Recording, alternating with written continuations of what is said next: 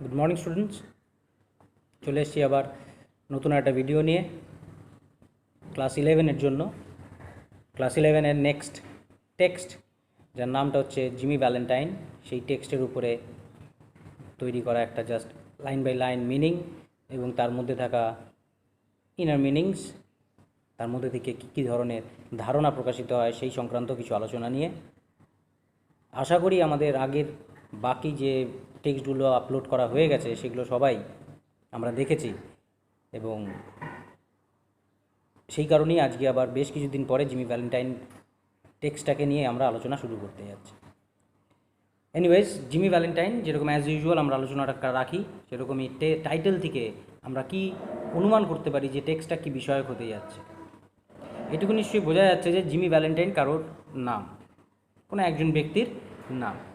তো স্বাভাবিকভাবে এই টেক্সটের মধ্যে নিশ্চয়ই যেহেতু টাইটেলটাই একজনের নাম, তার মানে টেক্সটটার সম্পূর্ণটাই সেই ব্যক্তির জীবন, সেই ব্যক্তির চরিত্র, সেই ব্যক্তির কাজ, সেই ব্যক্তির আচরণ ইত্যাদি নিয়ে আমাদের কাছে লেখক কিছু আলোচনা করতে যাচ্ছেন। মানে টোটাল গল্পটার মধ্যে, এটা একটা গল্প, টোটাল গল্পটার মধ্যে আমাদের সামনে লেখক জিমি ভ্যালেন্টাইনকে কেন্দ্রে রেখে তার সঙ্গে সম্পর্কিত যে কোনো বিষয় নিয়েই এই গল্পে আমাদের কাছে লেখক আলোচনা করতে যাচ্ছেন। এটুকু আমরা সহজেই বুঝতে পারছি। এবার তিনি কী আলোচনা করেছেন সেটা যতক্ষণ না পর্যন্ত আমরা টেক্সটগুলোকে পড়ছি ততক্ষণ পর্যন্ত বুঝে ওঠা সম্ভব না। লেখকের নাম ও হেনরি, বিখ্যাত লেখক।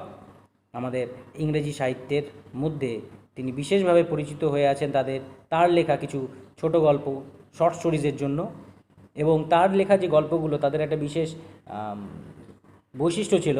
সেই বৈশিষ্ট্যটা হচ্ছে এই গল্পগুলোর মধ্যে প্রায়শই আমরা বিভিন্ন জায়গায় টুইস্টস পাই। টুইস্টস অর্থাৎ মোচড়। কেমন মোচড়? যে আমরা কোনো একটা গল্প যখন পড়া শুরু করি তখন অটোমেটিক্যালি গল্পটা শেষ করার আগেই আমরা কিন্তু সাইকোলজিক্যালি গল্পটার এন্ডিং, গল্পটার মিডল পোর্শন, গল্পটা কীভাবে এগোবে, কী হওয়ার উচিত, কী হওয়ার সম্ভাবনা আছে, সেই সংক্রান্ত একটা ধারণা আমরা কিন্তু তৈরি করতে শুরু করি। ও হেনরির লেখা যে গল্পগুলো থাকে সেগুলো পড়তে পড়তেও আমাদের মনে সেই রকম ধরনেরই একটা ধারণা নিশ্চয়ই তৈরি হবে। কিন্তু প্রায়শই দেখা যায়, প্রায় বা অধিকাংশ ক্ষেত্রে দেখা যায় ও হেনরির লেখা গল্পগুলোতে আমরা ওই তার রকমের চিন্তাভাবনা করে যেই এগোতে শুরু করি, সঙ্গে সঙ্গে কোনো এক জায়গায় হঠাৎ করে আমাদের যাবতীয় ধারণাকে পাল্টে দিয়ে, ভেঙে দিয়ে তিনি নতুন একটা টার্ন তৈরি করেন তার গল্পের মধ্যে, যার ফলে আমরা আবার নতুন করে চিন্তা করতে শুরু করি যে তাহলে এর পরবর্তীতে কী ঘটতে যাচ্ছে।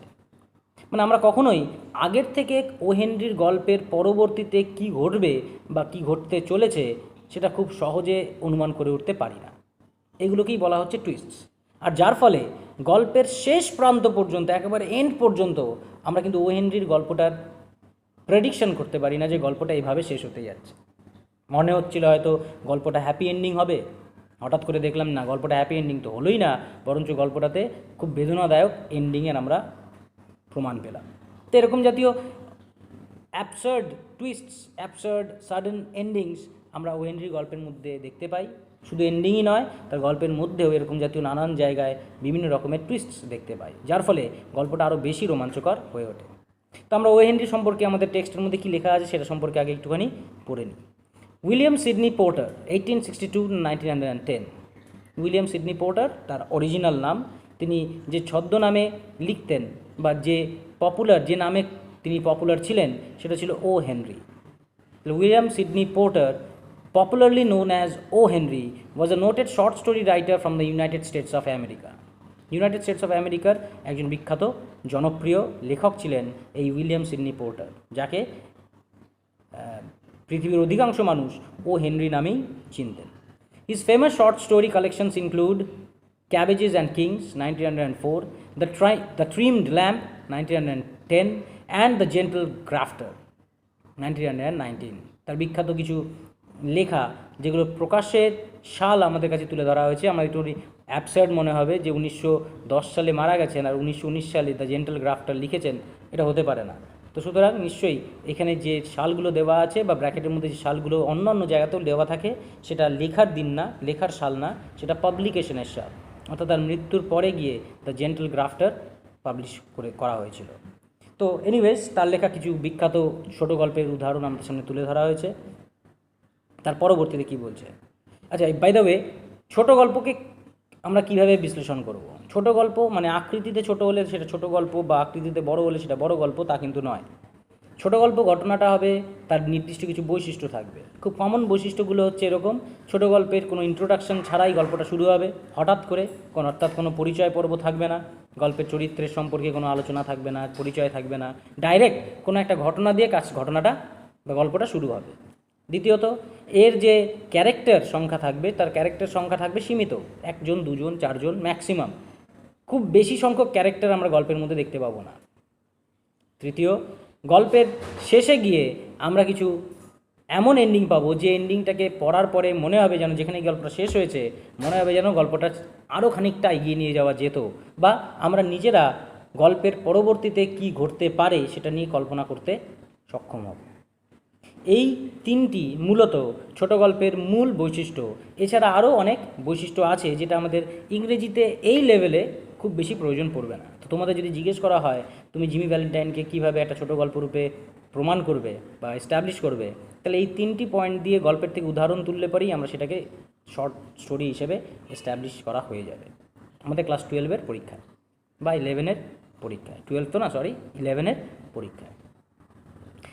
This short story has been taken from the collection Roads of Destiny, 1909.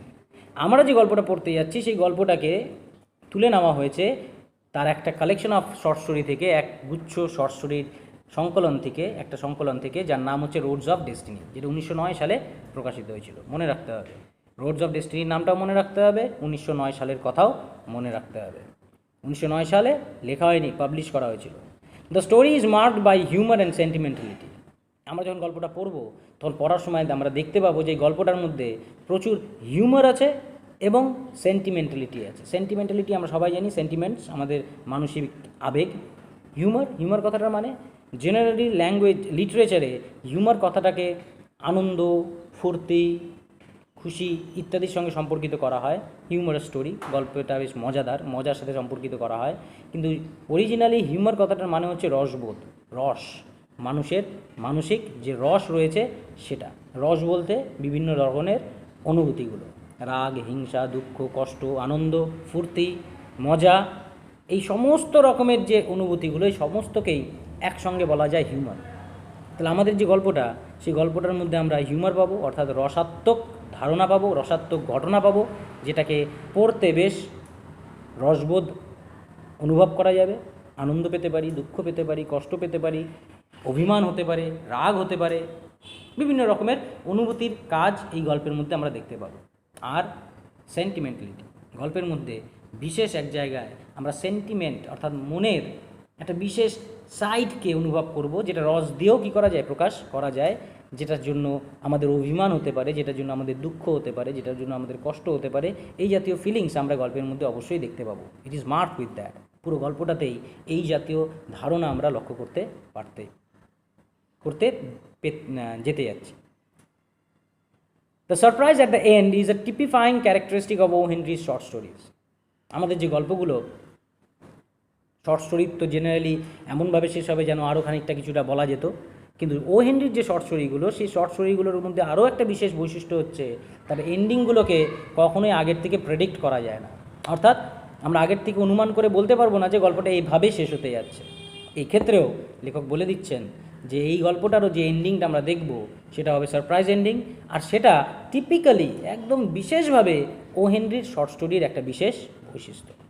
তার মানে আমাদের এন্ডিংটা is going to be surprising.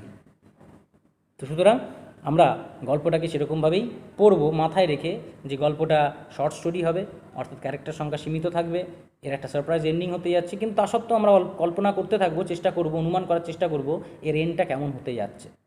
দেখা যাক আমাদের অনুমানের সাথে আমরা এন্ডটাকে মেলাতে পারি কিনা। গল্পটা শুরু করা যায়। A guard came to the prison shoe shop. লক্ষ্য করো, কোনো ইন্ট্রোডাকশন নেই, কোনো চরিত্রের বর্ণনা নেই, সরাসরি ঘটনার মধ্যে ঢুকে যাওয়া। শর্ট স্টোরির মূল বৈশিষ্ট্যের মধ্যে একটা। কি ঘটলো? প্রিজনের, জেলের যে জুতোর দোকান আছে, সেই জুতোর দোকানে একজন গার্ড ভেতরে প্রবেশ করলো, জুতার দোকানে আসলো। জেলের মধ্যে যারা নাকি কয়েদিরা থাকেন তাদের সশ্রম কারাদণ্ড অনেকের হয়।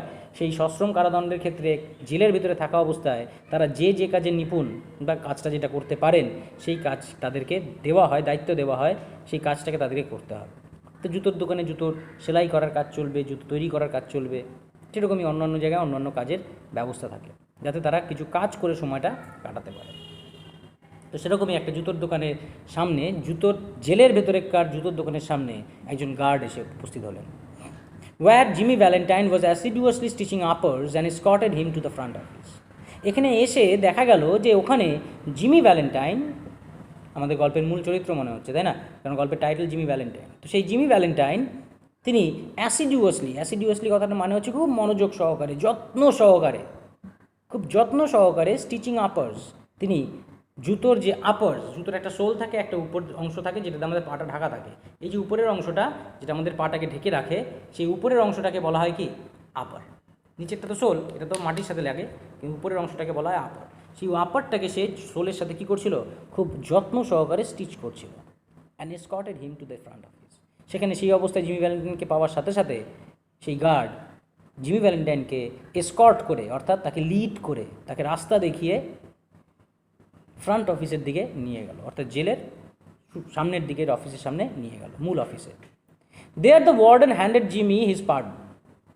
এই অফিসে বসেছিলেন জেলের ওয়ার্ডেন মানে যে নাকি জেলের প্রধান, যার হুকুমে জেলটা পরিচালিত হয়। সেই ওয়ার্ডেন জিমিকে তার ক্ষমা পত্রটাকে তার হাতে তুলে দিল। পার্ডন কথার অর্থ মানে ক্ষমা করা, এক্ষেত্রে পার্ডন লেটার মানে ক্ষমাপত্র।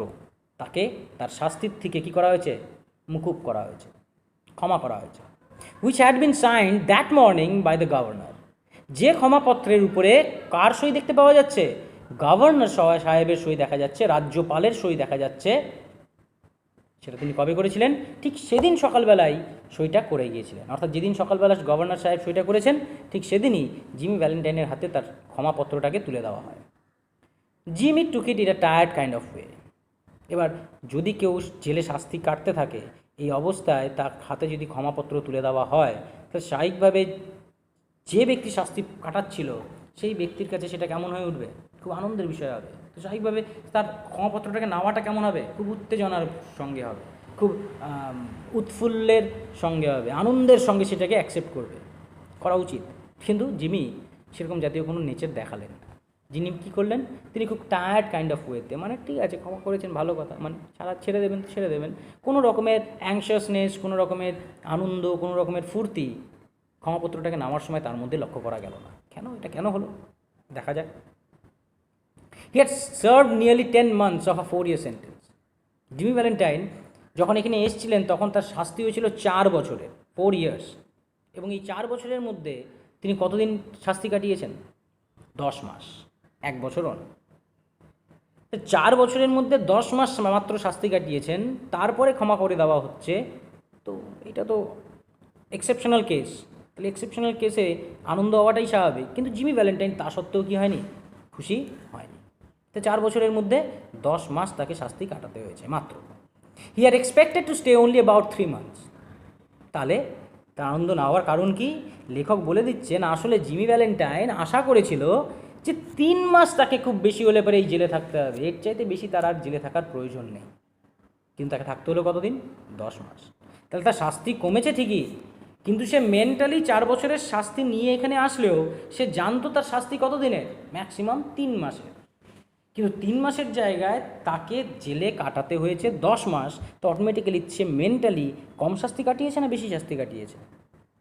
মেন্টালি সে বেশি শাস্তি কাটিয়েছে। কাগজে কলমে অনেক কম, 4 বছরের মধ্যে 10 মাস, কিন্তু মেন্টালি 3 মাসের জায়গায় 10 মাস, এটা অনেক বেশি পরিমাণ হয়ে যায়। তো সেই কারণে জিমি ভ্যালেন্টাইন খুশি হতে পারেনি যখন তাকে তার ক্ষমাপত্রটা তার হাতে তুলে দেওয়া হয়। অ্যাট দ্য লংগেস্ট, খুব বেশি হলে পরে তাকে 3 মাস কাটাতে হবে। তো তার চাইতে বেশি তার এই জেলে থাকার দরকার পড়বে না। তো 3 মাসের ভেতরে যদি তার ক্ষমাপত্র আসতো তাহলে পরে সে খুশি হতো। কিন্তু এই তো 3 মাস নয়, 4 মাসও নয়, 5 মাসও নয়, 6ও না, 7ও না, 8ও না, 9ও না, 10 মাস পরে গিয়ে তার হাতে গিয়ে কি বেশিছে? ক্ষমাপত্র। যে কারণে জিমি ভ্যালেন্টাইন সেটাকে খুব টায়ার্ড কাইন্ড অফ ওয়েতে তার হাতে তুলে নিয়েছিলেন। When a man with as many friends on the outside as Jimmy Valentine had is received in the Star, it is hardly worthwhile to cut his hair. এবার এটা কেন? 4 বছরের সাজা পেয়ে জেলে আসলো, সে আশা কেন করলো 3 মাস থাকবো? তার তো আশা করার কথা 4 বছরই তাকে থাকতে হবে, এবং 10 মাসের মাথায় গিয়ে তার সাজাটা মুকুব হয়ে গেল। এটা কিভাবে সম্ভব? লেখক বলে দিচ্ছেন যে জিমি ভ্যালেন্টাইনের যে পরিমাণ বন্ধু এই জেলের বাইরে আছে, এই জাতীয় একটা লোক যার এত পরিমাণ বন্ধু জেলের বাইরে আছে, সে যদি কোনো স্টার কথাটা মানে কি? আলোড়ন, নাড়িয়ে দেওয়া না। স্টার আমরা ছোটোবেলায় ক্লাস 8-এর লেভেলে প্রসেসিং করেছিলাম, যেখানে ম্যাঙ্গো জুস, টি বানানোর প্রসেসিংয়ে বলা হতো স্টার দ্য মিক্সচার। স্টার মানে কি? একটা চামচ দিয়ে সেটাকে কী করে দাও? গুলিয়ে দাও। আসলে গুলিয়ে দেওয়াকে স্টার বলে না, আসলে ওই জলের মধ্যে বা ওই মিশ্রণটার মধ্যে যে আলোড়নটা সৃষ্টি হলো, যে ঘূর্ণিটা সৃষ্টি হলো, সেটাকে বলা হয় স্টার। তাহলে একটা মানুষের জীবনেও কেউ যদি নর্মাল জীবন চলতে চলতে কেউ যদি কোনো একটা প্রবলেম ভেতরে ঢুকিয়ে দেয়, তার ফলে তার জীবনটা কী হয়ে যাবে? ওলটপালট হয়ে যাবে, অর্থাৎ তার মধ্যে একটা আলোড়নের সৃষ্টি হবে। এক্ষেত্রে লেখক সেটাই বোঝাচ্ছেন যে যদি এই জাতীয় মানুষ, যার এতগুলো বন্ধু জেলের বাইরে রয়েছে, সে যদি এরকম জাতীয় কোনো আলোড়নের মধ্যে বা কোনো একটা ঝামেলার মধ্যে পড়ে যায়, it is hardly worthwhile to cut his hair. সেরকম এরকম একটা ব্যক্তির ওই ঝামেলার মধ্যেও তার মাথার চুলটাকে পর্যন্ত বাঁকা করাটা যথেষ্ট কষ্টসাধ্য, মানে কারোর পক্ষে সম্ভব হয় না। হার্ডলি, নেগেটিভ ওয়ার্ড, তাই না? অর্থাৎ খুব সহজে তার মাথার চুলটা পর্যন্ত কেউ কী করতে পারবে না? বাঁকাতে পারবে না। এত পরিমাণ ঝামেলা তার জীবনে আসলেও কেন? কারণ তার জেলের বাইরে প্রচুর বন্ধু, আর যার এত বন্ধু, সে কোনো না কোনো দিক দিয়ে কোনো না কোনো রকমভাবে ঊর্ধ্বতন কর্তৃপক্ষের কাছে সেই ঝামেলার থেকে বেরোনোর জন্য আবেদন নিশ্চয়ই করবে, এবং এমন ব্যবস্থা করবে যাতে ওই ঝামেলার থেকে জিমি ভ্যালেন্টাইন কী হয়ে যায়? বাইরে বেরিয়ে আসে। তো বন্ধু থাকার কারণে তাকে এই জাতীয় ঝামেলাতে আটকে রাখাটা খুব একটা সহজ কাজ ছিল না। যাই হোক, তো জিমি ভ্যালেন্টাইন সেই জন্যই ভেবেছিল যে 3 মাস ম্যাক্সিমাম থাকতে হবে, কিন্তু তাকে থাকতে হলো 10 মাস। 10 মাস পরে সে তা পার্ডন লেটার পেলো। এবার পাওয়ার পরে সে টায়ারলি নিল, কিন্তু পাওয়ার পরে তার সাথে ওয়ার্ডেনের কিছু আলাপচারিতা হলো। কী আলাপচারিতা?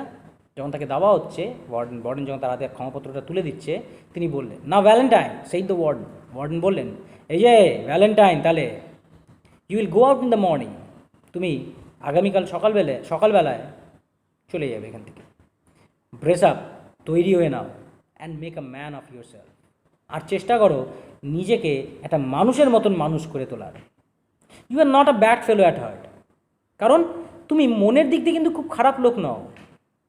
Stop cracking safes and live straight. সুতরাং এই সিন্দুক ভাঙার কাজটাকে বন্ধ করো এবং সৎ পথে চলার চেষ্টা করো, সহজ পথে চলার চেষ্টা করো, সোজা পথে চলার চেষ্টা করো। মানে জিমি ভ্যালেন্টাইন জেলে এসেছিল কোনো সিন্দুক ভাঙার কারণে। সিন্দুক ভেঙে কী করবে? চুরি করবে। অর্থাৎ লকার ভেঙে, সিন্দুক ভেঙে, সেফ ভেঙে সে টাকা পয়সা চুরি করারই কাজ করতো। এবং ওয়ার্ডেনের কাছে এখানে থেকে ক্ষমাপত্র নেওয়ার সময় ওয়ার্ডেন বললেন যে তুমি কিন্তু খুব একটা খারাপ লোক নও মনের দিক দিয়ে, তুমি ভালো লোক, কিন্তু তোমার এই যে প্রফেশন তুমি বেছে নিয়েছো, খারাপ বাজে একটা প্রফেশন, সেই প্রফেশনটা খারাপ। তুমি চেষ্টা করো নতুন করে সৎ পথে জীবনটাকে কী করার? তৈরি করার। শাস্তি তো পেলেই, এবার আবার নতুন করে জীবনটাকে শুরু করো, ব্রেস আপ করো, তৈরি হয়ে নাও এবং সৎ পথে বাঁচার চেষ্টা করো। একটা অ্যাডভাইস দিলেন ওয়ার্ডেন। কথাগুলো শুনেই জিমি ভ্যালেন্টাইন, যে নাকি এতক্ষণ ধরে কোনো কথা বলেনি, সে এবার বলে উঠল, আমি, said Jimmy in surprise. Jimmy Valentine অবাক হয়ে কথাটা বললেন, এমন ভাব যেন এই কথাটা প্রথমবার শুনলো যে তাকে সৎ পথে চলার জন্য বলা হচ্ছে। আমাকে? আমি? Why, I never cracked a safe in my life. আমি আমার সারা জীবনে, কি বলছেন, আমি আমার সারা জীবনে কোনো দিনে একটা সেফ পর্যন্ত ভাঙিনি, আমি একবারের জন্য চুরি করিনি। কার কথা বলছেন? ও নো, লাভ দ্য ওয়ার্ডেন সঙ্গে সঙ্গে কথাটা শুনে এসে উঠে বললেন, আরে না, তাই তো, অফকোর্স নট, নিশ্চয়ই না।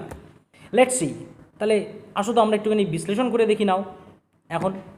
How was it you happen to get sent up on that Springfield job? তাহলে ভাইয়া বলো তো আমাকে, তুমি যদি সেফ ক্র্যাক কোনোদিনও না করে থাকো, তাহলে ওই স্প্রিংফিল্ডের যে কাজটা ঘটেছিল, মানে স্প্রিংফিল্ডের যে সেফ ক্র্যাকিংয়ের যে ঘটনাটা ঘটেছিল, সেই ঘটনার জন্য তোমাকে কেন জেলে পাঠানো হলো? Was it because you wouldn't prove an alibi for fear of compromising somebody in extremely high-tone society? এটা কি এই জন্য যে তুমি কোনো অজুহাত দেখাতে পারছিলেন না, অ্যালিবাই, অ্যালিবাই কথাটা মানে কি? অজুহাত দেখানো। তো তুমি কোনো অজুহাত দেখাতে পারছিলে না, কিসের ভয়? এমন কোনো একজন ব্যক্তির সঙ্গে কম্প্রোমাইজ, সওদা করার ভয়ে, এমন কোনো একজন ব্যক্তির সঙ্গে কাউন্টারে যাওয়ার ভয়, যে ব্যক্তিটি সমাজের একটা উচ্চপদস্থ ব্যক্তি, তার বিরুদ্ধে তুমি কোনো সওয়াল খাড়া করতে পারোনি। সেই জন্যই কি তোমাকে ওই স্প্রিংফিল্ড কেসের জন্য জেলে পাঠানো হয়েছে? মানে এটা আমাদের সমাজে প্রায়ই ঘটে যে কোনো একটা কাজ কোনো একজন উচ্চপদস্থ ব্যক্তি করলো, তারপরে সেই কাজের দোষটা একজন সাধারণ মানুষের ঘাড়ে চাপিয়ে দেওয়া হলো। এবার ওই সাধারণ মানুষ সেই কোর্টের ব্যয় বহন করতে পারবে না, সেই কোর্টের মধ্যে নিজের কথাটাকে প্রমাণ করতে পারবে না, তার ক্ষমতার বাইরে, তার কাছে সেই আর্থিক সহযোগিতা নেই, ক্ষমতা নেই, তার কাছে সেই পরিচিতি নেই, যে পরিচিতিটা ওই সমাজে উচ্চপদস্থ ব্যক্তির রয়েছে, সমাজে গণ্যমান্য ব্যক্তির রয়েছে, যে কারণে তিনি আর ভয়ের চোটে, টাকা পয়সা হারানোর ভয়, মান সম্মান হারানোর ভয়ের চোটে, লোকের জানাজানি হওয়ার ভয়ের চোটে তিনি আর ওই লোকটার বিরুদ্ধে কী করেন না? মামলা করেন না, তিনি আর কোনো অজুহাত দেখান না, তিনি আর কোনো কথা বলেন না, তিনি চুপচাপ শাস্তিটাকে কী করে নেন? মেনে নিতে বাধ্য হন। এরকম পরিস্থিতি প্রায়ই ঘটে। তো তোমার ক্ষেত্রেও কি সেই একই ঘটনা ঘটেছে? অর নাকি was it simply a case of a mean old jury that had it in for you? নাকি কেস তো সমস্তটাই হলো, তুমি লড়াইও করেছিলে, কিন্তু তোমার যে জাজ যারা যারা ছিলেন, জুরি হচ্ছে আর বেঞ্চ অফ জাজেস, একসঙ্গে 3-4 জন জাজ মিলে কোনো একটা ঘটনার বিশ্লেষণ বা ডিসিশন দেবেন। সেই একসঙ্গে 3-4 জন জাজেরকে একসঙ্গে বলা হয় সিঙ্গুলার, কালেকটিভ নাউন হিসেবে ব্যবহার করা হয় জুরি।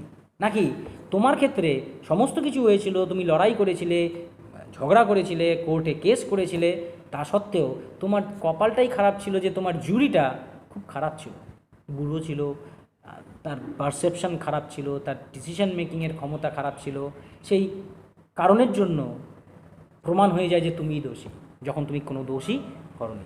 দুটোর মধ্যে কোনটা?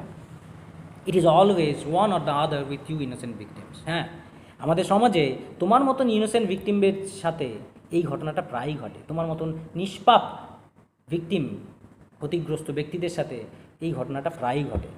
ও হেনরি ব্যঙ্গাত্মকভাবে, হাসির ছলে, মজা করে এমন একটা বিষয়কে তুলে ধরলেন যেটা আমাদেরকে কাছে সেই যুগের আমেরিকার সামাজিক ব্যবস্থার লুপ হোলসগুলোকে, অর্থাৎ খুঁতগুলোকে তুলে ধরছে। তিনি বলে দিলেন যে এরকম ঘটনা প্রায়ই ঘটে যে কোনো একজন নির্দোষ ব্যক্তি নিজের ক্ষমতার অভাবের কারণে, গরিব ব্যক্তি নিজের ক্ষমতার অভাবের কারণে অনেক সময় নির্দোষ হওয়া সত্ত্বেও শাস্তি পেতে বাধ্য হয়। কেন? কারণ সেই দোষটা আসলে কে করেছিল? একজন খুব ধনী, ক্ষমতাশালী, বিত্তবান ব্যক্তি করেছিল, এবং তিনি খুব সহজে পয়সার জোরে তার নিজের দোষটাকে অন্য একজন সাধারণ গরিব মানুষের ঘাড়ে চাপিয়ে দিতে পেরেছে। হয় এটা হয়, আর না হলে কোনো একটা জুরি, সেই সমাজের যাদের ল অ্যান্ড অর্ডারের দায়িত্ব যাদের কাঁধে আছে, অনেক সময় এই সমস্ত ব্যক্তিরা নিজের যোগ্যতার চাইতে বেশি উঁচু পদে বসে থাকার কারণে তারা নিজেদের কাজটা করতে পারেন।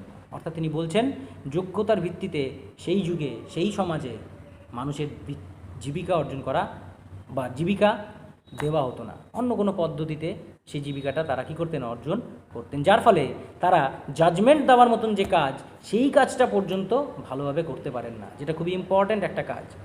তাহলে যেটা ইম্পর্ট্যান্ট কাজের ক্ষেত্রে যদি এই খামখেয়ালি থাকে, তাহলে পরে অন্য আর 5টা সাধারণ কাজের ক্ষেত্রে কী পরিস্থিতি ঘটতে যাচ্ছে এটা আপনারা সহজেই বুঝতে পারছেন। কিন্তু তিনি কিন্তু ডাইরেক্ট সামাজিক এই লুপহোলসের কথাটা তুলে ধরেননি, ডাইরেক্টলি তুলে ধরেননি, তিনি এটাকে ব্যঙ্গাত্মকভাবে একটু মজা করে আমাদের সামনে তুলে ধরছেন যে হ্যাঁ, সত্যি সত্যি আমেরিকাতে সেই সময় এরকম জাতীয়ই পরিস্থিতির বিরাজ করত। মানে যে মাস্টার সে ঠিকঠাক পড়াতে পারে না, যে জাজ সে ঠিকঠাক ডিসিশন দিতে পারে না, যে মুচি সে ঠিকঠাক জুতো সেলাই করতে পারে না, যে পুলিশ সে প্রচণ্ড করাপ্টেড, সে আইন কানুনকে তোয়াক্কা করে না। তো যার যেটা কাজ সে সেই কাজটা ঠিকঠাক করতেই পারে না, তা সত্ত্বেও সে কিন্তু চেয়ারটায় বসে আছে। তো এরকম পরিস্থিতি হবে কখন? যখন যোগ্যতার ভিত্তিতে তাকে তার কাজটা করতে দেওয়া হবে না, যখন অন্য কোনো অসৎ উপায় তারা তাদের চাকরিটাকে অর্জন করবে। তো এই জাতীয় পরিস্থিতি সেই সময় সমাজে প্রিভেল করত, যেটার দিকে ও হেনরি ব্যঙ্গাত্মকভাবে, ইনডাইরেক্টলি, পরোক্ষভাবে তিনি আমাদের কাছে তুলে ধরছেন। তা তিনি গল্প বলছেন তিনি বলছেন না যে তার সমাজে এই ঘটনা ঘটে, কিন্তু এমনভাবে কথাটা বলছেন যেন রিডাররা বুঝতে পারছে যে হ্যাঁ তিনি বলছেন যে তার সমাজে এরকম পরিস্থিতি প্রায় ঘটতে দেখতে পাওয়া যেত। কিন্তু তা সত্ত্বেও এত কিছু পড়ার শোনার পরেও জিমি ভ্যালেন্টাইন, আবার গল্পে ফিরে আসলাম, জিমি ভ্যালেন্টাইন এখনও বলছে কি বলেন আমি, সেই জিমি স্টিল ব্ল্যাঙ্কলি ভার্চুয়াস, এখনও একদম ব্ল্যাঙ্কলি, মানে কিছুই বুঝে উঠতে পারছে না, ব্ল্যাঙ্ক, ফাঁকা, তার মাথায় কিছু ঢুকছে না, পরিষ্কার হয়ে উঠছে না, ভার্চুয়াস, ব্ল্যাঙ্কলি ভার্চুয়াস, তিনি প্রচণ্ড গুণশালী একজন ব্যক্তি, এবং যে কারণে এই জাতীয় খারাপ কাজের কথা তার মাথায় কিছুই ঢুকছে না, এমন ভান করে সে আবার বলল কি বলছেন আমি, why warden, I never was in Springfield in my life, কেন বলছেন ওয়ার্ডেন সাহেব আমি আমার সারা জীবনে স্প্রিংফিল্ডে যাইনি, তো করবো কীভাবে কাজটা, আমার পক্ষে কাজটা করা কখনোই সম্ভব না, তো সেফ ক্র্যাক তো করিনি, ইভেন আপনি স্প্রিংফিল্ডের ঘটনার কথা বলছেন, আমি স্প্রিংফিল্ডে কোনো দিনও যাইনি, আমি কিভাবে কাজটা করব। ওয়ার্ডেন সাহেব এত কিছু ভালোভাবে কথাটা বলার পরেও যখন দেখলেন যে জিমি ভ্যালেন্টাইন কিছুতেই তার কথাটাকে স্বীকার করবে না, তখন তিনি তার গার্ডকে বললেন take him back Cronin, Cronin ওকে ভেতরে নিয়ে যাও, অর্থাৎ গার্ডের নাম কি ক্রোনিন, ক্রোনিন ওকে ভেতরে নিয়ে যাও, and fix him up with the outgoing clothes, আর ওকে বাইরে যাওয়ার জন্য যে পোশাক রয়েছে সেই পোশাকগুলো পরিয়ে ওকে কী করো, বাইরে যাওয়ার জন্য তৈরি করো, unlock him at 7 in the morning, আগামীকাল ঠিক সকাল 7টার সময় ওকে বের করে আনবে, ওর জেলখানার ওর কামরার তালাটাকে খুলে বাইরে বের করে আনবে, and let him come to the bull pen, আর তারপরে ওকে বুল পেনে নিয়ে আসবে। বুল পেন কাকে বলা হয়? বুল পেন হচ্ছে এই ক্ষেত্রে ফ্রন্ট অফিস, আসলে বুল পেন হচ্ছে, নিচে মানেটা দেখো, the area in a baseball field where players practice throwing here the warden's office. Bull pen হচ্ছে এমন একটা জায়গা যেটা নাকি জেনারেলি ব্যবহার করা হয় বেসবল ফিল্ডে, বেসবল চেনো তো, ক্রিকেটের মতন লম্বা মুগুরের মতন একটা লাঠি থাকে, ব্যাট হিসেবে ব্যবহৃত হয়, আর দূরের থেকে গায়ের জোরে একজন বল থ্রো করে, আর তারপরে ব্যাট দিয়ে লাঠিটাকে মারতে হয়, এবং মাঠটা কেমন হয়, 3 কোণা হয়, এখানে ব্যাটিং করবে আর এদিক দিয়ে কী করতে হবে, বলটাকে ক্যাচ করতে হবে, তার মাঝখানে দৌড়তে হবে।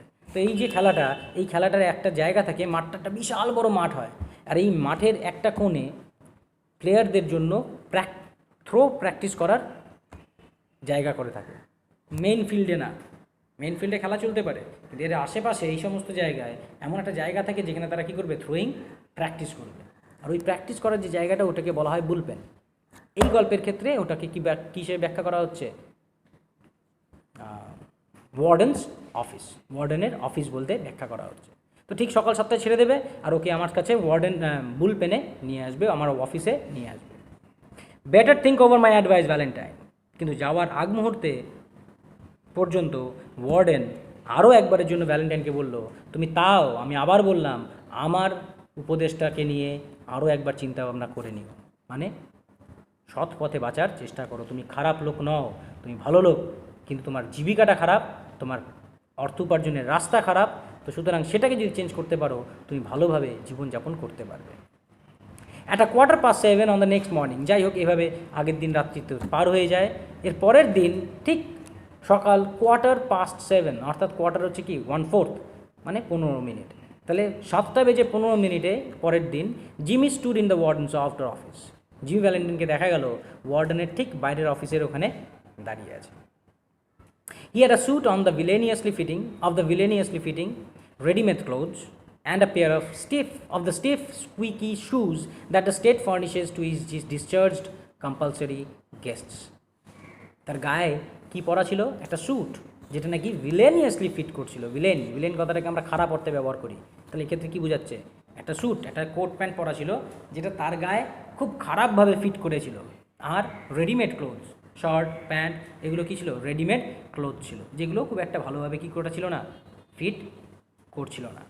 And a pair of stiff squeaky shoes, তার পায়ে পরানো হয়েছিল একটা খুব শক্ত স্কুইকি, মানে কি, যেটাতে মোচড় দিলে পারে কুই কুই কুই কুই করে আওয়াজ করে, মানে তার চামড়ার কোয়ালিটিটাও খুব খারাপ, হার্ড চামড়া, তাই না? তখনই পায়ে কী হবে? আওয়াজ হবে।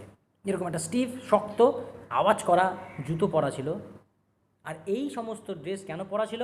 কারণ এই সমস্ত ড্রেসটা স্টেট, অর্থাৎ সরকার, রাজ্য সরকার, সেই এলাকার যে সরকার, গভর্নমেন্ট, সেটা তার মুক্তি পাওয়া কম্পালসারি গেস্টদের জন্য, যে সমস্ত অতিথিরা বাধ্যতামূলক এই বাধ্যতামূলক অতিথিদের জন্য এই গভর্নমেন্ট এই জিনিসগুলোকে প্রোভাইড করতো বিনে পয়সায়। অর্থাৎ পয়সা দিয়ে তারা কী করতো না, এটাকে ব্যবস্থা করতো না, পয়সা দিয়ে কিনতে হতো না এই সমস্ত কয়েদিদের। তাদেরকে গভর্নমেন্ট এমনি এটাকে মুক্তি পাওয়ার সময়, ছাড়া পাওয়ার সময় তাদেরকে পড়িয়ে এটাকে তাদেরকে বাইরে বের করে দিত। কম্পালসারি গেস্ট কেন? গেস্ট হচ্ছে অতিথি। এবার অতিথি কাদের বলবো? আমার বাড়িতে যারা অতিথিরা আসেন তাদের থাকার ব্যবস্থা, ঘুমানোর ব্যবস্থা, খাওয়ার ব্যবস্থা কে করে? আমাদের বাড়ির লোকজন করে, আমরা করি। যারা নাকি কয়েদি এরাও তো অতিথি, কারণ এদের থাকার ব্যবস্থা, ঘর কে দেবে? গভর্নমেন্ট দেবে। খাওয়ার ব্যবস্থা কে দেবে? গভর্নমেন্ট দেবে। ঘুমানোর জন্য বিছানা কে দেবে? গভর্নমেন্ট দেবে। গায়ে ওড়ার জন্য চাদর কে দেবে? গভর্নমেন্ট দেবে। অর্থাৎ তাদেরকে কোনো কাজ করতে হবে না, তারা শুধুমাত্র ওখানে বন্দি থাকবে, কয়েদ থাকবে। যে কারণে তাদেরকে কী বলা যায়? গেস্টের সাথে তুলনা করা যায়। কম্পালসারি কেন?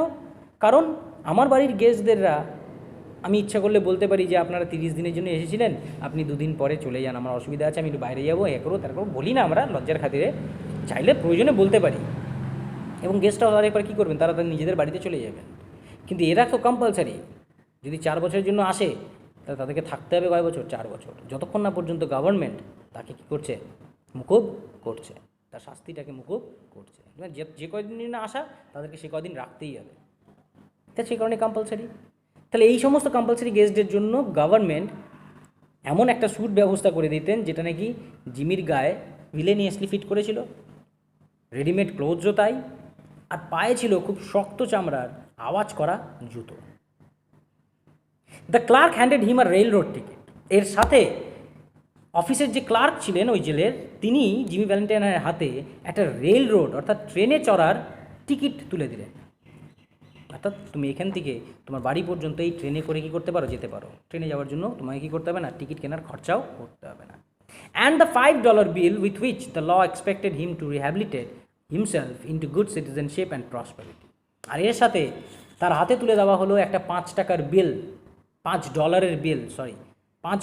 বিল, যে বিলটা নিয়ে, যে টাকাটা নিয়ে, এই $5 যখন সে নিয়ে নেবে, $5 নিয়ে গভর্নমেন্ট এক্সপেক্ট করেন, আশা করেন যে সে আবার নতুন করে নতুন একটা জীবন তৈরি করবে, যে জীবনটা হবে সৎ পথের এবং সুস্থ পথের, ভালোভাবে রিহ্যাবিলিটেট করবে। রিহ্যাবিলিটেট কথাটার মানে কি?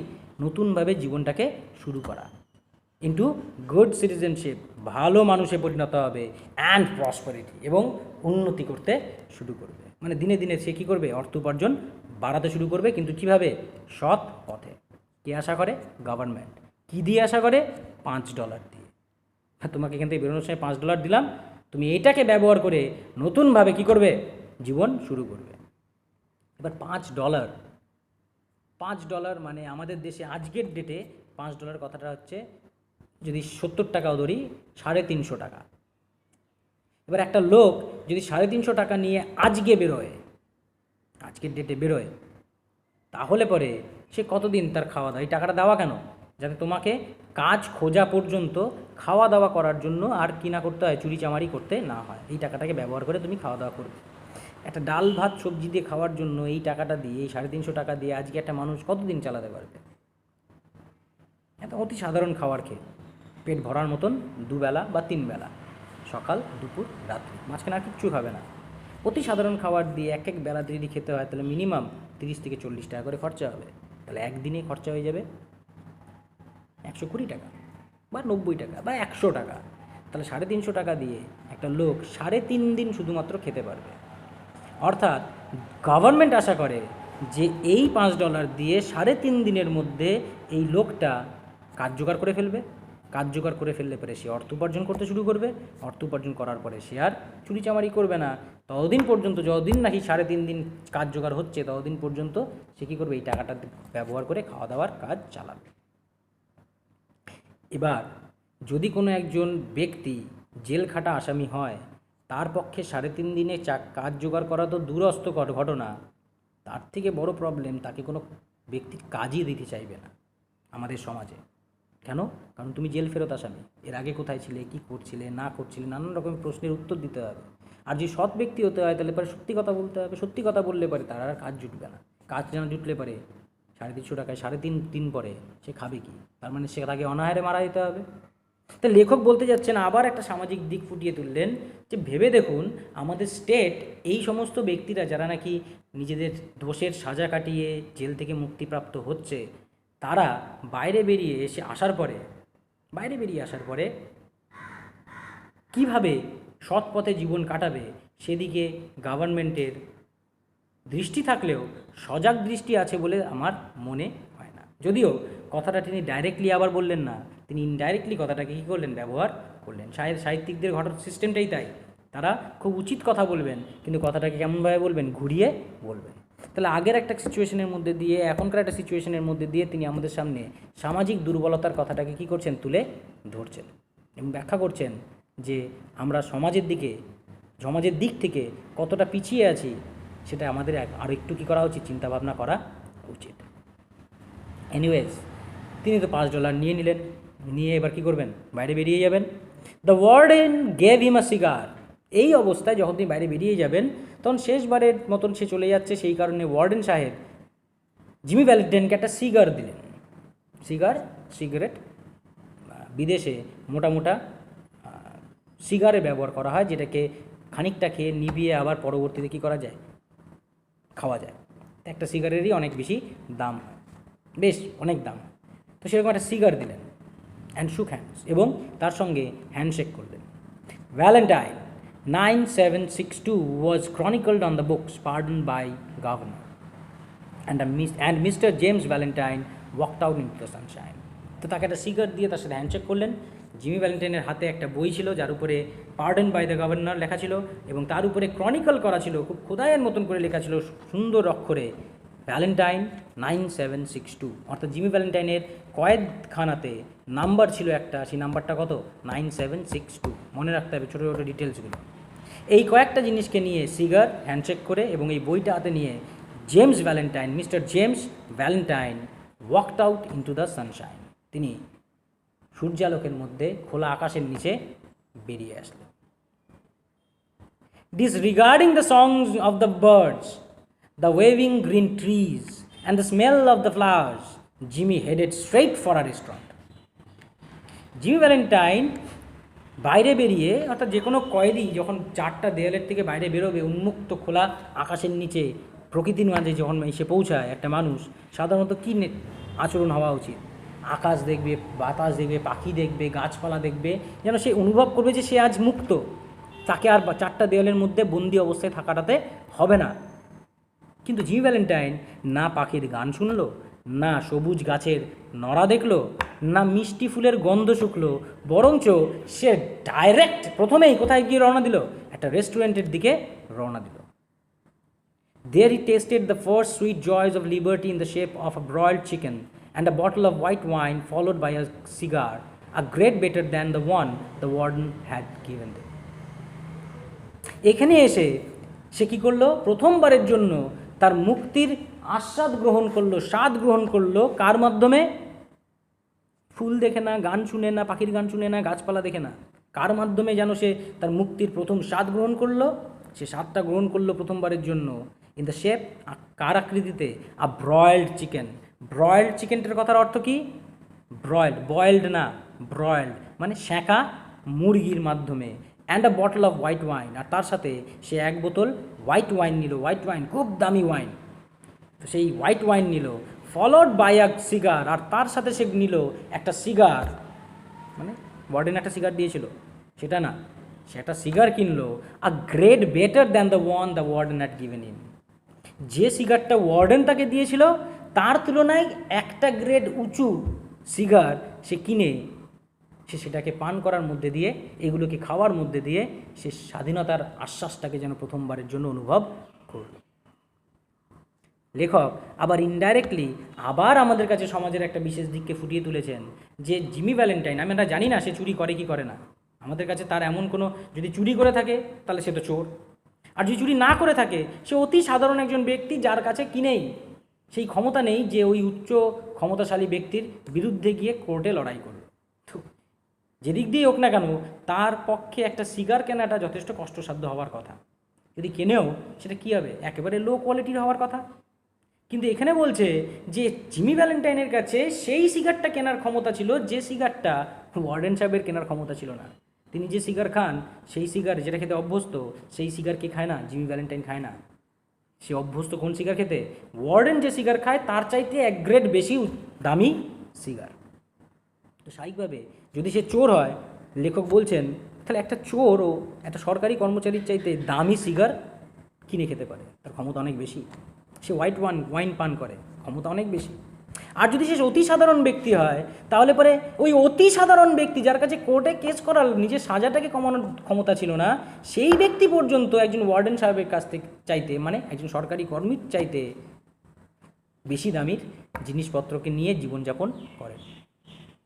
তাহলে যদি এই বেশি দামি জিনিসপত্র নিয়ে জীবনযাপন করাকে অতি সাধারণ হিসেবে চিহ্নিত করা হয়, তাহলে ওয়ার্ডেন সাহেব বা সরকারি কর্মচারীদের অবস্থাটা কী ছিল সেই যুগে? ভেবে দেখুন, লেখক ডাইরেক্টলি কথাটা না বলেও ইনডাইরেক্টলি আবার গভর্নমেন্টের যে লুপ হোলস, সমাজের যে লুপ হোলস, সেটাকে আমাদের সামনে কী করছেন? তুলে ধরছেন। আশা করি আমি কথাটা বুঝাতে পারলাম। যদি না বুঝে থাকি তাহলে আবার কমেন্টসের মাধ্যমে জিজ্ঞেস করে নিন। এনিওয়েজ, খাওয়া দাওয়া হয়ে গেল, সব কিছু হয়ে গেল। From there he proceeded leisurely to the depot. সেখান থেকে সে খুব আরাম করে, লেইজারলি অর্থাৎ কি, খুব আরাম করে ডিপোর উদ্দেশ্যে রওনা দিল। ডিপো অর্থাৎ যেখানে গিয়ে যানবাহনগুলো দাঁড়ায়। বাস হলে পারে বাসের ডিপো, ট্রেন হলে ট্রেন ডিপো, এরোপ্লেন হলে এরোপ্লেন ডিপো, মানে ভেহিকেলগুলো যেখানে গিয়ে দাঁড়ায়, যেখান থেকে সেটা কী করবে? রওনা দেবে। তো তার কাছে তো রেল রোড টিকিট আছে, তো স্বাভাবিকভাবে সে কোথায় যাবে? রেলওয়ে স্টেশন যাবে। তো সেই ডিপোতে গিয়ে পৌঁছালো। He tossed a quarter into the hat of a blind man sitting by the door. এবার সেখানে পৌঁছে যখন সে ট্রেনে উঠবে, তার উঠতে যাওয়ার আগ মুহূর্তে সে দেখলো ওই ট্রেনের গেটের পাশেই একটা অন্ধ ব্যক্তি ভিক্ষে করার জন্য তার টুপিটাকে উল্টো করে সেখানে রেখে বসে আছে। জিমি ভ্যালেন্টাইন কী করলো? ট্রেনে ওঠার আগে একটা কয়েনকে টস করে তার টুপির মধ্যে ফেলে দিল, অ্যান্ড বোর্ডেড হিজ ট্রেন, এবং তার ট্রেনে চড়ে পড়ল। ওয়ার্ডেন বলেছিল, you are not a bad man at heart, তুমি মনের দিক দিয়ে খারাপ লোক না। এবং তার একটা ছোট্ট উদাহরণ আমাদের কাছে লেখক তুলে ধরছেন যে জিমি ভ্যালেন্টাইন চাইলে পরে তাকে না দিয়েই চলে যেতে পারত, কিন্তু তিনি কিন্তু তা করলেন না। তিনি যিনি বিপদে আছেন, যার প্রয়োজন, তাকে সাহায্য করতে জিমি ভ্যালেন্টাইন কী করেন না? পিছিয়ে যান না। তো সেইভাবে তিনি সাহায্য করার জন্য তার কাছে একটা কয়েন টস করে দিয়ে চলে গেলেন। 3 hours set him down in a little town near the state line. ট্রেনে বসে 3 ঘন্টা ধরে যাত্রা করার পরে তিনি এই স্টেটের লাইন অর্থাৎ বর্ডার লাইনের কাছে একটা ছোট্ট টাউনের গিয়ে উপস্থিত হলেন। তার হোম টাউন, তার বাড়ির টাউন কোথায় অবস্থিত? স্টেট লাইনে। স্টেট লাইন কোনটা? স্টেটের বর্ডার লাইনটাকে বলা হচ্ছে স্টেট লাইনের কাছাকাছি একটা ছোট্ট টাউনে গিয়ে, ছোট্ট শহরে গিয়ে তিনি উপস্থিত হলেন, তার hometown. He went to the cafe of one Mike Dolan. সেখানে গিয়ে তিনি সেখান থেকে কোনো এক মাইক দোলানের ক্যাফেতে, ক্যাফে হচ্ছে কফি খাওয়ার জায়গা, পানীয় খাওয়ার জায়গা, মদ খাওয়ার জায়গা, যাই বলো না কেন, বিভিন্ন দেশে বিভিন্নভাবে সেটাকে ব্যবহার করা হয়, বসে আড্ডা মারার জায়গা, সময় কাটানো। সেরকমই একটা জায়গাতে মাইক দোলানের দোকানে গিয়ে তিনি উপস্থিত হলেন। অ্যান্ড শুক হ্যান্ডস উইথ মাইক, এবং মাইকের সাথে হ্যান্ডশেক করলেন। হু ওয়াজ অ্যালোন বিহাইন্ড দ্য বার, যে কিনা তার দোকানে বারের পেছনে একাই ছিলেন। বার কাকে বলে?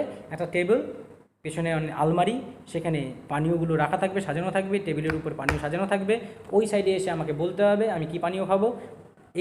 এই যে অংশটা, এই অংশটাকে বলা হয় বার। টেবিলযুক্ত ওই আলমারিযুক্ত অংশটাকে বলা হয় বার। এই বারের পেছনে একমাত্র কে দাঁড়িয়েছিল? মাইক দোলান, এবং সেও জিমি ভ্যালেন্টাইনের সাথে হ্যান্ডশেক করলো। সে বলে উঠলো, sorry we couldn't make it sooner Jimmy, me boy সেই মাইক। মাইক বলল, আমি খুব দুঃখিত জিমি, আমরা এর চাইতে বেশি তাড়াতাড়ি করে উঠতে পারলাম না। But we had that protest from Springfield to buck against. কিন্তু বিশ্বাস করো, আমরা কিন্তু ওই স্প্রিংফিল্ডের সময় থেকে শুরু করে আজকে পর্যন্ত আমাদের প্রোটেস্ট করাটাকে বন্ধ করিনি। অ্যান্ড দ্য গভর্নর নিয়ারলি বাকড, এবং গভর্নরও বাধ্য হয়েছেন রাজি হতে, তোমার শাস্তিটাতে মুকুব করতে, তোমার শাস্তিটাকে কমিয়ে দিতে, বন্ধ করতে। Feeling all right? যাই হোক, তুমি ঠিকঠাক আছো তো?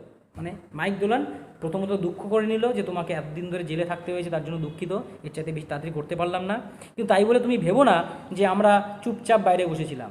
বিশ্বাস করো, স্প্রিংফিল্ডে যেদিন থেকে তোমাকে ধরা হয়েছিল সেদিন থেকে শুরু করে আজকে পর্যন্ত আমরা কন্টিনিউয়াসলি কী করে গেছি? প্রোটেস্ট করে গিয়েছি, গভর্নরকে বাধ্য করার চেষ্টা করে গেছি যে তিনি যেন তোমার সাজাটাকে বন্ধ করে দেন, স্টপ করে দেন। কিন্তু এর চাইতে তাড়াতাড়ি করে উঠতে পারিনি, কিন্তু গভর্নর বাধ্য হয়েছেন তোমার সাজাটাকে কী করতে? স্টপ করতে। যাই হোক, ঠিকঠাক আছো তো? জিমি বলল, fine set Jimmy, got my কি? হ্যাঁ ঠিক আছে, আমার চাবিগুলো আছে। মানে এইটুকু আলাপচারিতা বোঝা যাচ্ছে যে জিমি ভ্যালেন্টাইন আর মাইক দুলানের মধ্যে অনেক দিন আগের থেকে কী রয়েছে, পরিচয় রয়েছে। আরেকটা জিনিস বোঝা যাচ্ছে যে ওই যে ওয়ার্ডেনকে সে বলেছিল সে কোনোদিনও স্প্রিংফিল্ডে যায়নি, সে কোনোদিনও চুরি করেনি, সেই সংক্রান্ত একটা সন্দেহ জাগে। কারণ স্প্রিংফিল্ডের ঘটনার কথা কে বলছে? মাইক দুলান বলছে। তো সুতরাং স্প্রিংফিল্ডের ঘটনার পরের থেকে আজকে পর্যন্ত আমরা লড়াই করে গিয়েছি, মানে জিমি ভ্যালেন্টাইন নিশ্চয়ই স্প্রিংফিল্ড গিয়েছিল।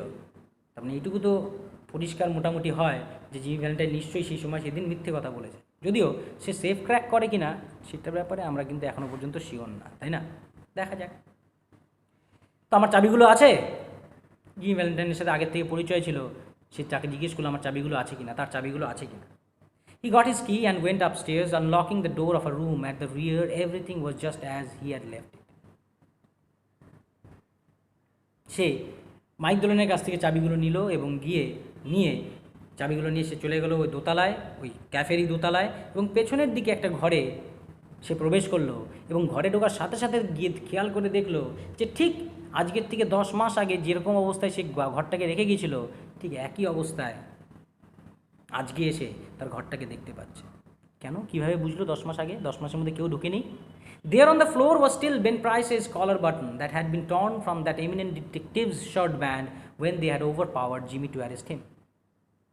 সে দেখতে পেয়েছে ঘরে ঢুকেই যে জিমি ভ্যালেন্টাইনকে যখন বন্দি করতে এসেছিলেন বেন প্রাইস এবং অন্যান্য পুলিশ অফিসাররা, তাদের দুই তরফের মধ্যে ধস্তাধস্তি হয়, মারামারি হয়, ওভার পাওয়ার করে ফেলে তারা সবাই মিলে জিমি ভ্যালেন্টাইনকে। মানে জিমি ভ্যালেন্টাইন তাদের সাথে গায়ের জোরে কী করেন পারলেন না, পেরে উঠলেন না, যার ফলে তারা সবাই মিলে তাকে অ্যারেস্ট করে নেয়। কিন্তু এই ধস্তাধস্তি করতে গিয়ে বেন প্রাইসের কলার বাটন থেকে, কলারের যে বাটন, কলারে একটা কী থাকে, বাটন থাকে, এই কলার, আমারও এখানে কলারের মধ্যে বাটন আছে, কলার বাটনগুলোর মধ্যে থেকে একটা কলার বাটন সেটা কী হয়ে গেছে, খুলে মেঝেতে পড়ে গেছিলো।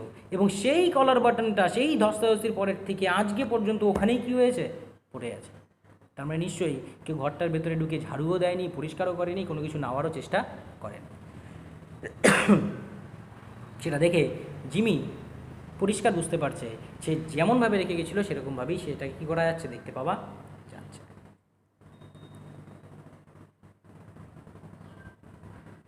এতটা করার পরে কিছুক্ষণের মধ্যেই জিমি ভ্যালেন্টাইন কী করলো, pulling out from the wall a folding bed, Jimmy slid back a panel in the wall and dragged out a dust covered suitcase. এবার জিমি ভ্যালেন্টাইন ঘরে ঢুকে তার দেয়ালের মধ্যে আটকানো একটা কী বলবো এটাকে, ফোল্ডিং বেডকে টেনে নামিয়ে আনলো।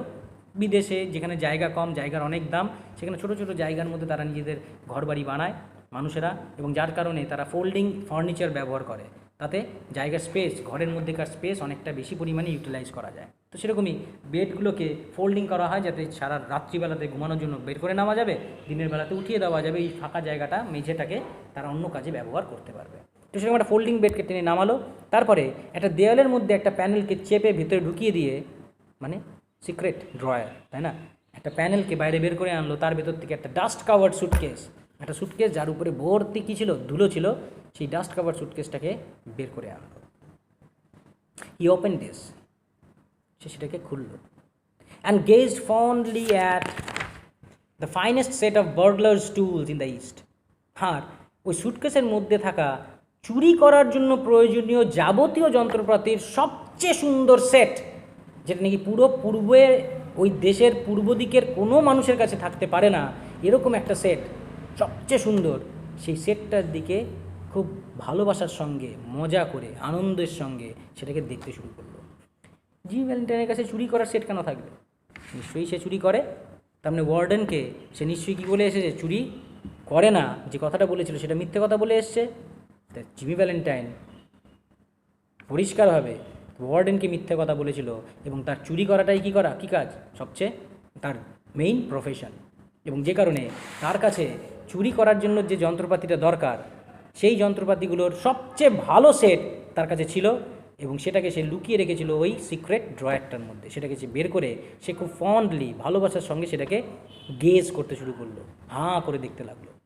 ইট ওয়াজ আ কমপ্লিট সেট, এটা একটা সম্পূর্ণ সেট ছিল, made of specially tempered steel, যেটাকে তৈরি করা হয়েছিল টেম্পার্ড স্টিল দিয়ে, অর্থাৎ স্টিল এমনি শক্ত, মজবুত, সবচেয়ে শক্ত, সেটাকে যদি টেম্পার করা হয়, আরও বেশি গরম করা হয়, উষ্ণতা দিয়ে উত্তপ্ত করা হয়, সেটা আরও শক্ত হয়ে যাবে, যাতে সেটা ভেঙে না যায়। এরকম টেম্পার্ড স্টিলের তৈরি ছিল। The latest designs in drills, punches, braces and bits, jimmies, clamps and augers with 2 or 3 novelties invented by Jimmy himself, in which he took pride. এই স্টিলের তৈরি কী কী যন্ত্রপাতি ছিল? লেটেস্ট ডিজাইন, আধুনিক থেকে আধুনিকতম ডিজাইনের ড্রিল মেশিন ছিল, যেটাতে দেয়াল ফুটা করবে। পাঞ্চেস, অর্থাৎ যেটাতে কামড়ে ধরবে কোনো একটা অংশকে। ব্রেসেস, বাজুবন্ধ, যেটা দিয়েও কী করা যাবে?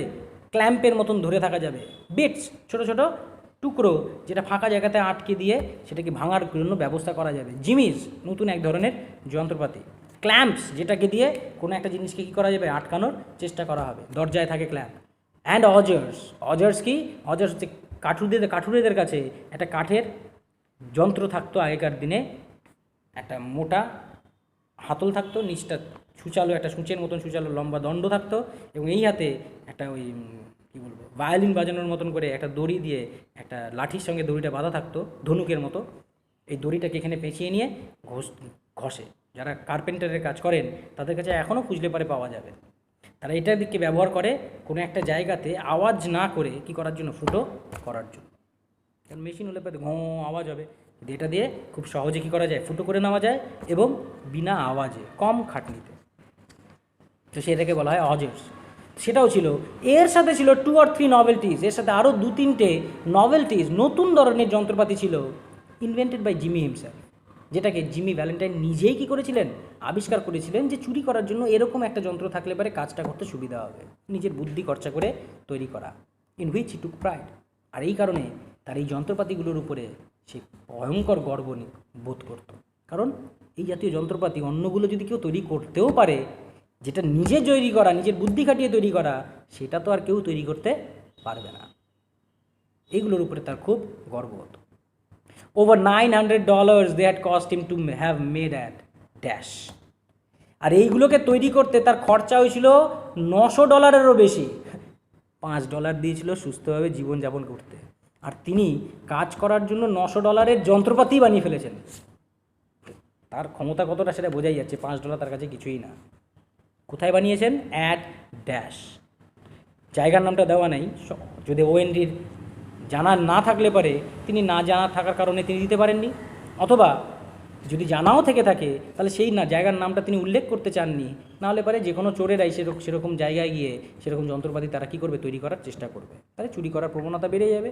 তো যে কারণে তিনি চান না এরকম জাতীয় ঘটনা ঘটুক, যে কারণে তিনি জায়গার নামটাকে কী করে রেখেছেন? একটা ড্যাশ দিয়ে রেখেছেন। আ প্লেস, তবে বলে দিচ্ছেন একটা জায়গা, where they make such things for the profession, এমন একটা জায়গা যেখানে এই প্রফেশনের জন্য, এই চুরি করার কাজের জন্য বিভিন্ন রকমের যন্ত্রপাতিকে এখানকার লোকেরা কী করে দেন? তৈরি করে দেন। তুমি যেমনভাবে বলবে জিনিসটাকে, ঠিক তারা সেরকমই তৈরি করে দেবেন। ইন হাফ অ্যান আওয়ার, আধা ঘন্টার মধ্যে এই সমস্ত দেখা দেখি, মজা করলো, দেখলো, আনন্দ করলো, ফুর্তি করলো, এই করতে তার সময় লাগলো, ফ্রেশন আপ হলো, আধা ঘন্টা সময় লাগলো।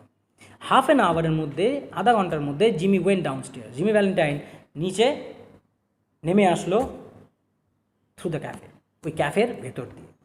হি was now dressed in a tasteful and well fitting clothes, সে কিন্তু এখন বেশ সুন্দর, ওয়েল ফিটেড, দারুণ মানানসই ফিটিং করা জামা কাপড়ে পরিহিত ছিল। And carried is dusted and clean suitcase in his hand, এবং তার হাতে এই মুহূর্তে তার সেই ধুলোয় মাখা, যদিও এখন সেটা কী করা হয়েছে? একদম পরিষ্কারভাবে চকচকে করে ফেলা হয়েছে, সেরকমভাবে ক্লিন করা হয়েছে। সুটকেসটাকে হাতে নিয়ে সে নিচে নেমে আসলো। Goat anything on? সেই আস্ট মাইক ডোলান জেনিয়ালি। তাকে দেখা মাত্রই মাইক ডোলান খুব ভদ্রভাবে জিজ্ঞেস করলেন, কী ব্যাপার? কোনো প্ল্যান আছে নাকি? কোনো প্রোগ্রাম আছে নাকি? কিছু চলছে নাকি কাজ? জি ভ্যালেন্টাইন তার দিকে ঘুরে তাকিয়ে বলল, মি? আমাকে বললেন? সেই Jimmy in a puzzle tone, Jimmy একটুখানি পাজলড হয়ে কথাটা বললেন, কি আমাকে বললেন? আই ডোন্ট আন্ডারস্ট্যান্ড, আমি ঠিক বুঝলাম না। I am representing the New York amalgamated short snap biscuit cracker and frazzled wheat company. আমার মনে হচ্ছে আপনি কিছুটা ভুল করছেন, আমাকে অন্য কেউ ভুল ভাবছেন। আমি কিন্তু একজন রিপ্রেজেন্টেটিভ, কোন কোম্পানির বলুন তো? আমি New York amalgamated short snap biscuit and frazzled wheat কোম্পানির একজন রিপ্রেজেন্টেটিভ। আপনি কি আমার সাথে কথা বলছেন? This statement delighted Mike to such an extent that Jimmy had to take a seltzer and a milk on the spot. মানে Jimmy কি ভান্দা করলো, যে কী বললেন, কার সাথে কথা বলছেন? আমার সাথে? মানে আমি তো আপনাকে চিনিও না, আপনি আমাকে চেনেন? ভুল করছেন আমার মনে হয়, আপনি অন্য কাউকে ভাবছেন আমার হিসাবে। মানে তিনি বানটাই করলেন যেন মাইক দোলানকে তিনি কোনোদিনও আগে দেখেননি, অভিনয় করলেন। আর এই অভিনয়টা করার কারণে মাইক দোলান এত খুশি হয়ে গেলেন যে তিনি তাকে বাধ্য করলেন সেলজার অ্যান্ড মিল্ক ওই মুহূর্তে তার ক্যাফের মধ্যে বসে খাওয়ার জন্য। সেলজার এমন একটা পানীয় যার ভেতর থেকে বুদবুদ ওঠে, মানে ভেতরে কী থাকবে, সোডা জাতীয় কিছু থাকবে, আর দুধ, এই দুটোকে পান করতে জিমিকে তিনি বাধ্য করলেন। He never touched hard drinks. তিনি কিন্তু হার্ড ড্রিঙ্কস ব্যবহার করতেন না। হার্ড ড্রিঙ্কস মানে মদ, কিন্তু হোয়াইট ওয়াইন খেয়েছিলেন। শীতপ্রধান দেশগুলোতে এই ওয়াইন, বিয়ার, এগুলোকে হার্ড ড্রিঙ্কস বলা হয় না, এগুলো সফট ড্রিঙ্কস। এখানে অ্যালকোহলের মাত্রা খুব অল্প থাকে। যে সমস্ত পানীয়ের মধ্যে অ্যালকোহলের মাত্রা খুব বেশি থাকে তাদেরকেই তারা শুধুমাত্র হার্ড ড্রিঙ্কস বলে। তো সুতরাং জিমি ভ্যালেন্টাইন এরকম জাতীয় কোনো হার্ড ড্রিঙ্কস পান করতো না যেটাতে তার নেশাগ্রস্ত অবস্থার সৃষ্টি হতে পারে। এইটুকুই আজকে আমরা টেক্সটের মধ্যে থেকে পড়ব। এর পরের দিন আমরা আরও আগে আগাবো। এই গল্পটা অনেকটা বড় গল্প, একটা ভিডিওতে শেষ করা অলমোস্ট ইম্পসিবল, অনেকটা বড় ভিডিও হয়ে যাবে, কিন্তু আমরা স্টেপ বাই স্টেপ যাব। এটা পার্ট 1। আমরা আজকে এতটা পর্যন্ত পড়লাম, একটা গল্পের স্টার্টিং পড়লাম। এর মধ্যে থেকে জিমি ভ্যালেন্টাইনের একটা বিশেষ চরিত্র ফুটে উঠছে। কী সেই চরিত্র? চরিত্রটা হচ্ছে এই যে জিমি ভ্যালেন্টাইন খুব যত্নবান, খুব গোছানো একজন ব্যক্তি, যিনি তার নিজের কাজটাকে করার আগে অনেক দিন আগের থেকে সেটাকে কী করেন, প্ল্যান করেন। এবং তার প্রথমবারের জন্য সেই পরিচয়টা পাওয়া যায় যখন তাকে জুতো সেলাই করতে দেখতে পাওয়া যায়। তিনি কিন্তু জুতো সেলাইটাও করছিলেন খুব মনোযোগ সহকারে, খেয়াল আছে, অ্যাসিডুয়াসলি, যত্ন সহকারে। অর্থাৎ তিনি যে কাজটাই করেন খুবই যত্ন সহকারে কাজটাকে করেন, এতটাই যত্ন সহকারে যাতে তার মধ্যে কোনো রকমের খুঁত না থাকে। যে কারণে যখন জিমি ভ্যালেন্টাইন মাইক দোলানের সাথে দেখা করে রুমে গেলেন, আধা ঘন্টা পরে ফিরে আসলেন, এবার মাইক দোলানের সঙ্গে এমনভাবে কথা বললেন যেন তিনি তাকে চেনেনই না। কেন? নিশ্চয়ই তার মাথার মধ্যে কোনো একটা প্ল্যান ঘুরছে, যে প্ল্যানটাকে তিনি এই কয়েকদিনের মধ্যে কী করবেন, কার্যকর করবেন, অর্থাৎ কিছু একটা চুরি করবেন, যাতে এখন যে লোকগুলো তাকে মাইক দোলানের এখানে দেখেছে তারা কেউই এটা মনে না করেন যে মাইক দোলানের সাথে জিমি ভ্যালেন্টাইনের একটা কী আছে, সম্পর্ক আছে। যার ফলে তিনি যদি পালিয়েও যান সেই ঘটনাস্থল থেকে চুরি করার পরে, মাইক দোলানের মারফতে তাকে যেন কেউ ধরতে না পারে। অর্থাৎ তিনি অনেক দিন আগের থেকে তার কাজটা করার জন্য তিনি প্ল্যান করেন, গোছান, প্ল্যাটফর্ম তৈরি করেন এবং তারপরে তার প্ল্যানটাকে এক্সিকিউট করেন। প্রতিবার তার নিজের পরিচয়টাকেও বিভিন্ন রকমভাবে কী করতে থাকেন, চেঞ্জ করতে থাকেন। কী করার জন্য? তার প্ল্যানটাকে কার্যকরী করার জন্য। যেমন এখন তিনি একটা কোম্পানির রিপ্রেজেন্টেটিভ হিসেবে বাইরে বেরিয়েছেন, হাতে তার কী আছে, তার সুটকেস, চুরি করার যন্ত্রপাতি। নিশ্চয়ই তিনি কী করতে যাচ্ছেন, চুরি করতে যাচ্ছেন। তো এই যে ঘটনাটা, এই ঘটনার মধ্যে দিয়ে লেখক জিমি ভ্যালেন্টাইনের চারিত্রিক বৈশিষ্ট্যের একটা দিক ফুটিয়ে তুলেছেন, আবার তার সাথে সাথে সামাজিক দৈন্যদশাটার অবস্থাটাও, দেশের দৈন্যদশার অবস্থাটাও তিনি আমাদের সামনে তুলে ধরেছেন ইনডাইরেক্টলি। আর তার সাথে সাথে সাইমালটেনিয়াসলি গল্পটাকেও খুব সুন্দরভাবে কী করছেন, এগিয়ে নিয়ে যাচ্ছেন। আশা করি লাইন বাই লাইন এই ডিসকাশনটা আমরা কিছুটা হলেও বুঝতে পেরেছি। যত পড়ব, যত রিডিং পড়ব এবং তার সাথে সাথে যতটা নিজে ফিল করার চেষ্টা করব কি হতে পারে, লেখক কেন এটা লিখে থাকতে পারেন। আমি আমার মতন করে বললাম, তুমি তোমার মতন করে চিন্তা করবে। তোমার সাথে আমার চিন্তাধারা মিলতেও পারে, নাও মিলতে পারে। লজিক যদি থাকে তোমার চিন্তার পেছনে, তাহলে অবশ্যই তোমার চিন্তাটাকে আমি কী করবো, অ্যাকসেপ্ট করব। আমি কেন, যে কেউ অ্যাকসেপ্ট করবে, এটাই মজা লিটারেচারে। তো তুমি তোমার মতন করে চিন্তা করতে করতে যত পড়বে, একবার, দুবার, তিনবার, চারবার, যতবার রিডিং পড়বে, যতবার অসুবিধা হবে তুমি ভিডিওটাকে রেফার করে ভিডিওটাকে দেখবে, তত বেশি মাত্রায় তোমার কাছে এত দূর পর্যন্ত ঘটনাগুলো, ইনার মিনিংগুলো কী হবে, বারবার ফুটে উঠবে। এর পরের দিন আমরা পার্ট 2 ভিডিওর পার্ট 2টাকে নিয়ে সামনে আসব। যদি শেষ হয় গল্পটা শেষ করব, আর যদি শেষ নাও হয় তাহলে একটা পর্যায় পর্যন্ত পড়ে তার লাইন বাই লাইন ডিসকাশন এবং ইনার মিনিং নিয়ে আলোচনা করে আমরা আমাদের পার্ট 2 ভিডিওটাকেও শেষ করব। পার্ট 3তে গিয়ে আমরা গল্পটাকে শেষ করব। ততদিন পর্যন্ত যতটা পড়ানো হয়েছে ততটা পর্যন্ত ভালো করে ভিডিওটাকে খেয়াল করো, নিজেরা বাড়িতে রিডিং পড়ো, চর্চা করো, বোঝার চেষ্টা করো, অসুবিধা হলে পরে যোগাযোগ করো। Thank you, stay safe, see you on the next video.